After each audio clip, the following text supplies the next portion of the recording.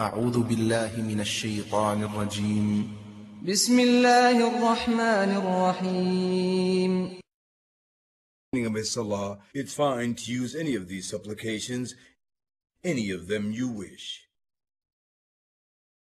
Then we must seek refuge in Allah. We must say, I seek refuge in Allah from the cursed Satan. This is a must. Then the Basmala, uttering in the name of Allah, the All-Beneficent, the Ever-Merciful. The Prophet would say all this silently. The opening supplication, seeking refuge in Allah. When seeking refuge in Allah, he sometimes used to say, I seek refuge in Allah from the cursed Satan, his scruple, his urging, and his misgiving. Then the Basmala.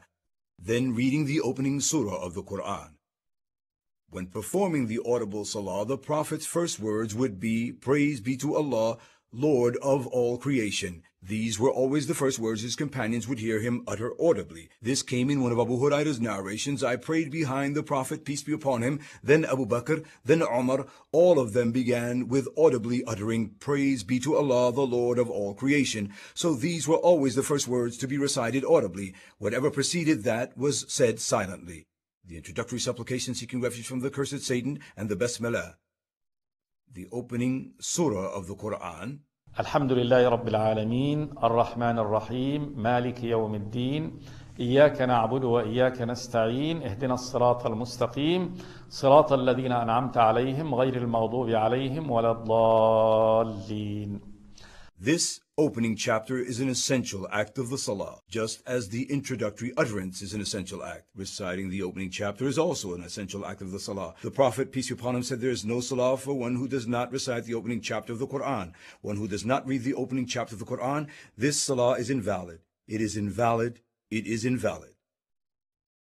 One then recites whatever one has memorized for the Quran after the opening chapter, and this is preferable. First, the introductory utterance. Then you fix your eyes on the spot where your forehead will rest when you prostrate. You should look at this spot the whole time while reciting and while praying.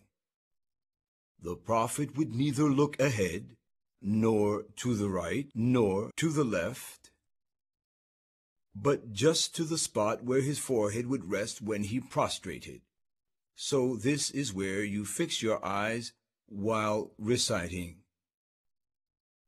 The introductory supplication, seeking refuge from Satan the accursed, the opening chapter, and also while reciting any other chapters that you memorize from the Quran. The third essential act is bowing, ruku'. It begins with the utterance, Allahu Akbar, Allah is the greatest. This utterance is for shifting positions. You say Allahu Akbar.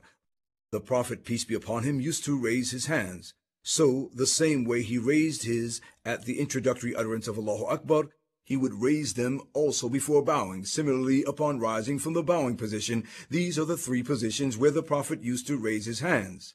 At the introductory utterance of Allahu Akbar before bowing and after rising from the bowing position. He also did so when rising for the third rak'ah. We will repeat this when we come to it.